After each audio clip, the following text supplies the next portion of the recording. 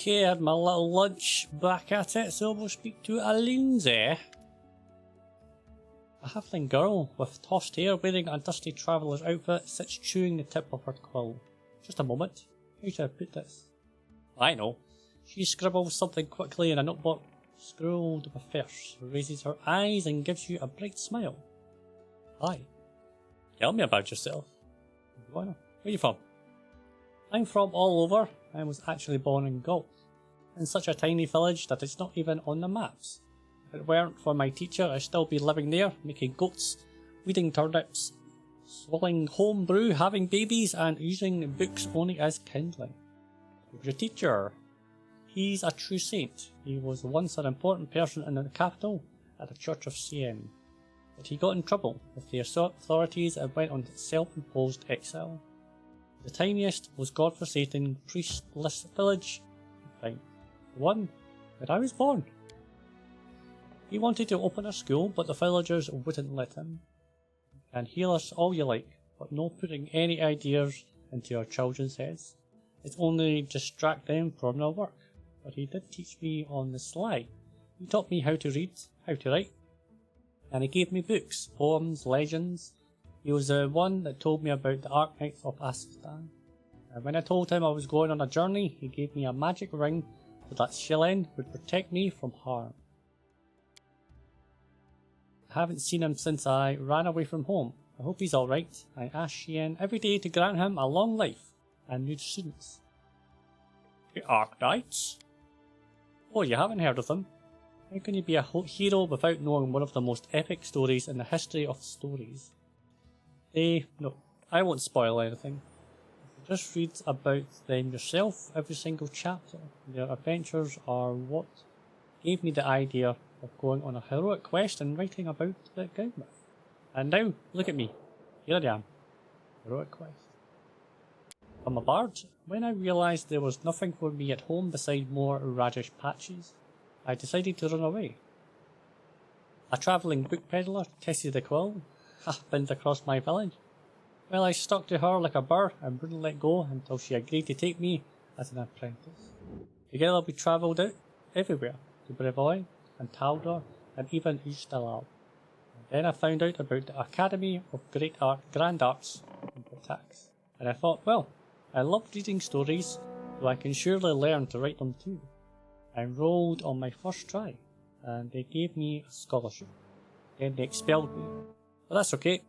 He already taught me all the important stuff, and now, with Shane's help, I can manage on my own.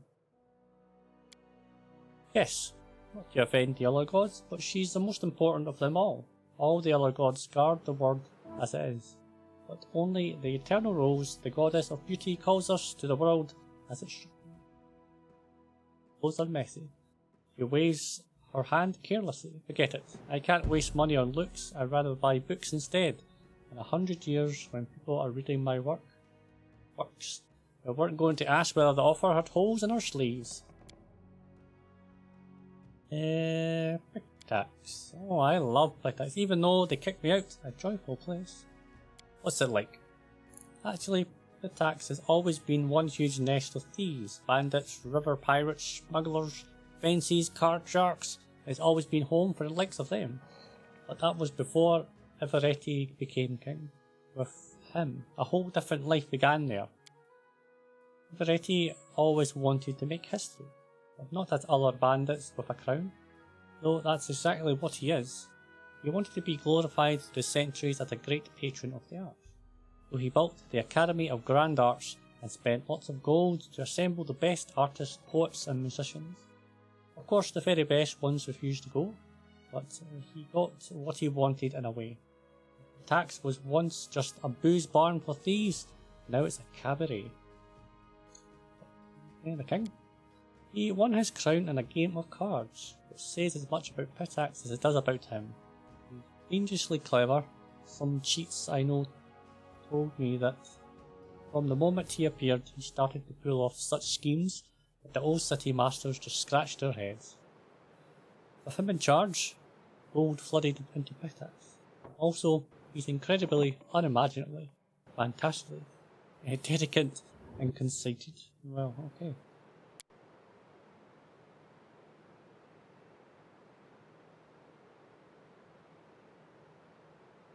drunk with whores at the pub? That's not Lord of Verity's style. Oh no, he aims higher.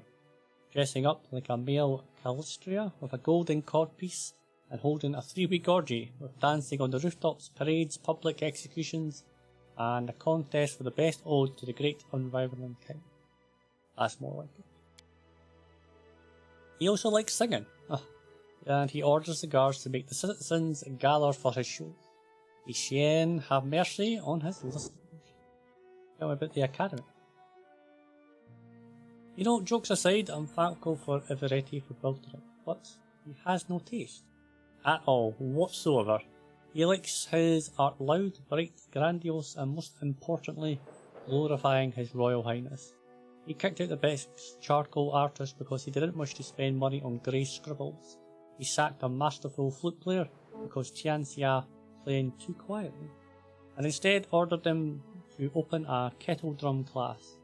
He even ordered the academy to expel me, and for what? An innocent limerick. Did you go back to finish? I'd like to return, but on one condition. If they threw out 3/4 of the professors who teach there now, and return all the ones they banished. If you ask me, I'm proud to have been expelled. If my art was to Everetti's liking, then I would have reason to be ashamed. As long as I mediocre lip spittles sit at the academy, and those with real talent beg on the streets of tax, I will not cross the threshold of that place. Tell me about the book. What is there to tell? You've seen some of my rough drafts already, haven't you? It's a book about you and your adventures. I'm writing the whole truth, not just as it happened. Well, the whole artistic truth, you know, no glory, no story. Hey, why are you writing? What's the point? When I was at the academy, Ubold the Insightful began his literature course with the question, what is a person? And he answered, a person is a storyteller only telling animal. Our world does not consist of things, all those woods, seas and cities. It consists of stories about those things. The stories we tell ourselves and to each other. Just think about it. Centuries will pass and there will be no one, no you. All your subjects will be long gone, but you and I will live on in people's memories and influence their deeds, thanks to this very book. No offence, but your command of language is not good. Truth doesn't hurt me. What do you think my most severe critic is? That's right, mate. It's my first real book, and I have much yet to learn. But don't you worry. I will do your feats justice. Just as I put my foot in my mouth here and there, then we can print a second edition, revised and corrected. Books is full of inconsistencies. Well, I have admit that. Sometimes one has to bend a few details for the sake of dramatic effect. It's called poetic truth. I write about everything as I see it, my own eyes, even parts of the adventure that I wasn't around for. I do always carefully question everyone who was with me at the time. Think of it as a general picture. In the end, you are the hero of this book, and I am just a storyteller. What kind of character am I? Truth be told, I was a little afraid of meeting a real hero. In books they're all protectors of the weak and poor, but what about in real life? All my fears. 2 shakes of our tail. You're a true hero, just like the legends. My new fear is that in 100 years my readers will say that people like you never existed, but I'm writing the truth. You have an iron core, no matter what tricks fate throws your path. You always know what's right and what's wrong. Borderline. Some might say that's boring, but others will learn from you, from your strong character. Still leaves in the book. Well, there are only drafts, but of course you're welcome to read them. Just keep in mind that even if you don't like what I write about, I won't change a single letter. Don't ask. Of course it's a book about you, but it's a book. What is my book? Understood? The small writer's eyes glow rebelliously.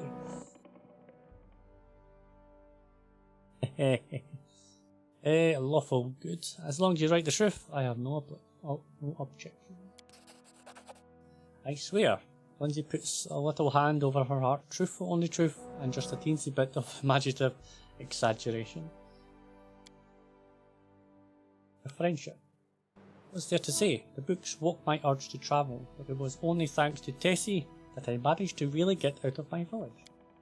At first Tessie tried in vain to get rid of me, but later, when I told her I was staying at the tax, she even shed a tear. I wonder where she is.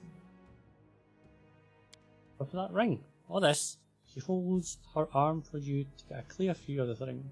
It was a gift from me from my first teacher. It's magical, imbued by the powers of Chien, no less. When I get myself in trouble, it transports me to a safe spot. So please don't be angry when I suddenly disappear from a fight. I will wait for you here. Oh, God. Leave and do not return. Okay. How typical. That's the fates of the talented to be ever persecuted by people of power. No, you aren't going to get rid of me, so long as my book is unfinished. Even if you throw me out, I'll sit in the tavern and write some more. And can you imagine what I'll write about you if you throw me out? Well, got me wrapped. Just don't leave about me, of course. I could just write whatever you tell me, but if I wanted to stay cooped up in a dusty room, I'd still be sleeping through lectures at the academy.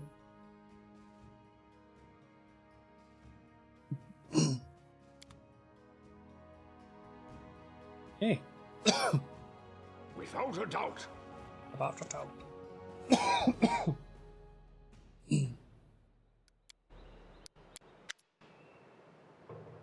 Good day. I hope you're feeling alright after the battle. I can't thank you enough for what you've done. I definitely don't want to waste your time, but if you have a moment, I have a request. Ask away. She lowers her head. This is a very personal request, and maybe not important enough for your time. I'll completely understand if you say no. But the first time the Stag Lord thugs came here demanding money, they also took my wedding ring. Just tore it off my hand. Trinkets, really. But it's meant so much to me. Didn't even finger. I remember every moment of the day. Oleg came to me, the ring in hand, to ask if I'd marry him. I was standing in a fancy dress on the stairs of my father's home, feeling that I misheard something, or that I'd say something stupid and everyone around would laugh. She interrupts herself, shaking her head gently. If you happen to find my ring among the bandits' possession, please bring it back to me. It's easy to recognise. My name is engraved inside the band.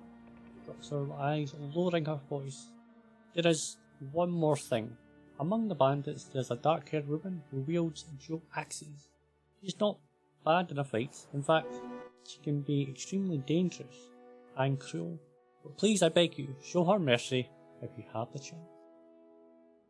Happy to help. I'm so grateful. Tell me about yourself. How did you and your husband find the courage to establish the trading post? It was Oleg's idea, though I supported him in it. He didn't realise how dangerous it was here, of course, and rest off. Everyone respects the sword lords, and everyone's accustomed to relying on them. Even a mention of someone like Lady Girandi would do enough to fend off a street thug or some other trouble. It could maybe even work in the same place here, but not with the Star Lord men.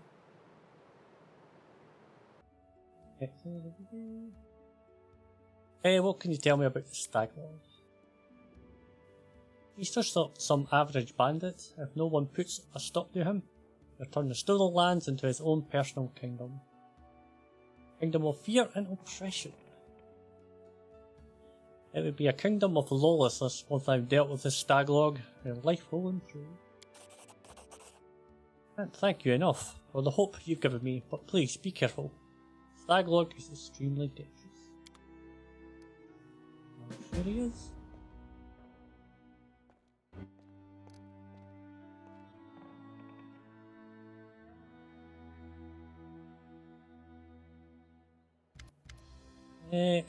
Eight eyes. The elf looks straight at you, though the tangled hair falling over her face. Hey, you're an adventurer, right?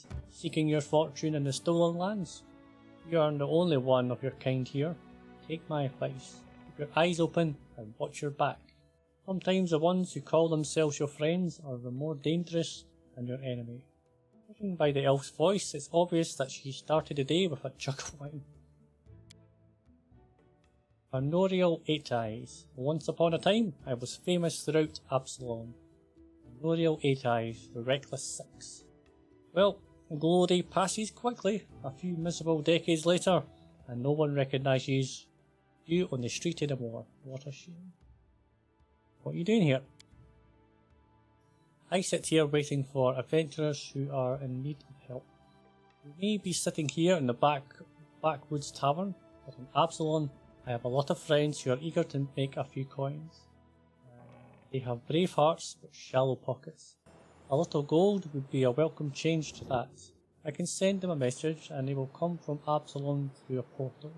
If you're interested, just give me a sign and we'll arrange everything right away. Also, I can summon the tutors from the Pathfinder Society who can retrain you and your companions. We're quite willing to do this for free. The first 3 times you request their services, after that the price for the retraining will gradually increase.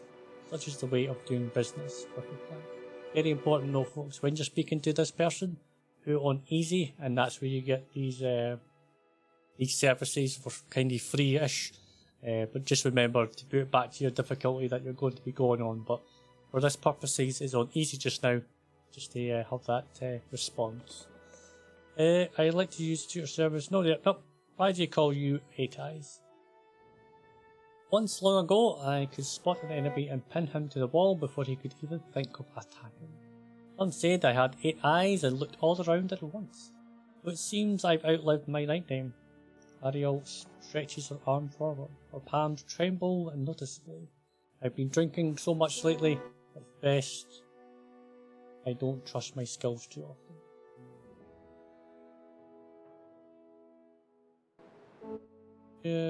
Where you were in the trading post?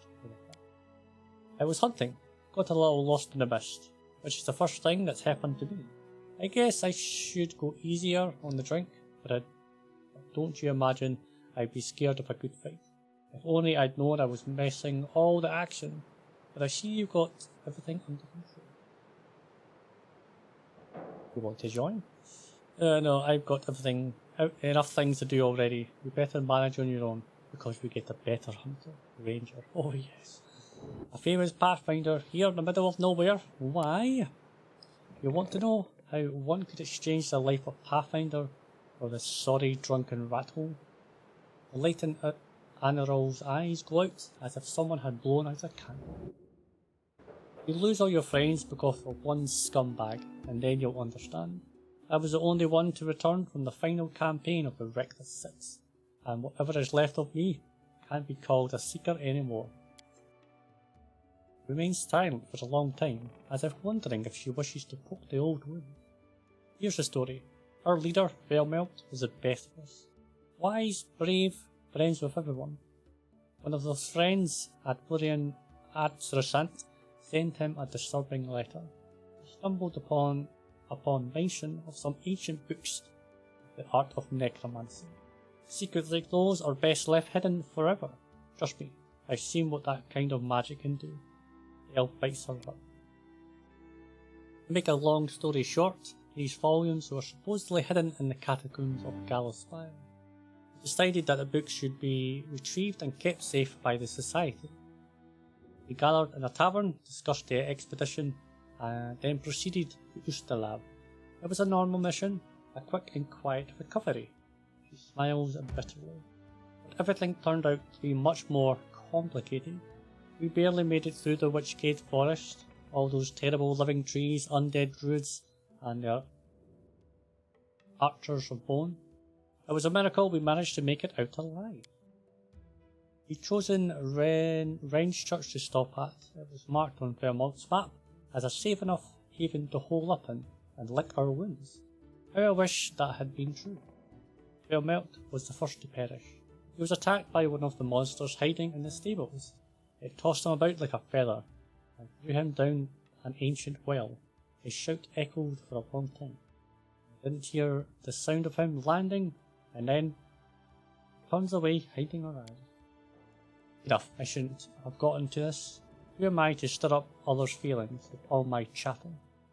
You better forget about it for now. Maybe I'll tell you more some other time, but not today.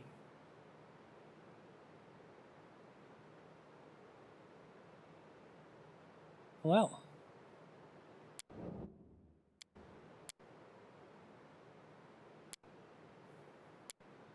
Exactly, what's the purpose of the society? It's a school of adventurers who search for those who are eager to test their skills, and we educate them, give them ideas about where on Glorian they might seek their fortune. They look for forgotten knowledge, secrets, and lost artifacts. They are explorers and pathfinders. They are sort of neutral assistance club for adventure lovers. We exchange experiences, share knowledge, and keep careful records, in case it proves useful to future expeditions. And always, we publish books for thrill seekers and bored urban teenagers from wealthy families. What kind of members does the society have? All kinds, all sorts. We have representatives from all races, religions, and beliefs.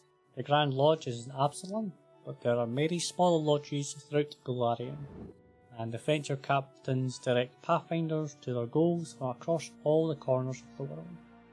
There are many renowned heroes in the society, and many scoundrels as well, whose service to the society has brought them fame. I mean, who does it serve? No one in particular. Pathfinders try not to get involved in the quarrels of others. They serve only the spirit of the adventurer. Sometimes they happen to save the world. However, that doesn't mean there are no black sheep among the seekers.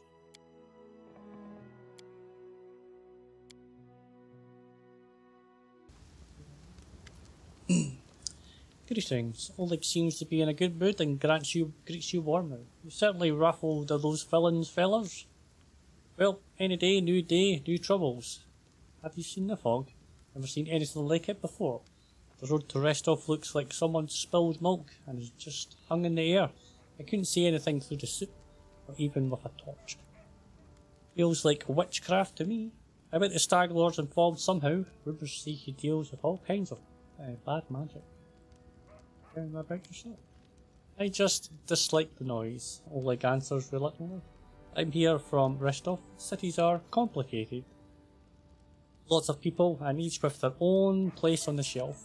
Bow before this one, fear this other, don't do business with the third, but be sure to be extra nice to the fourth, and villagers are a little better.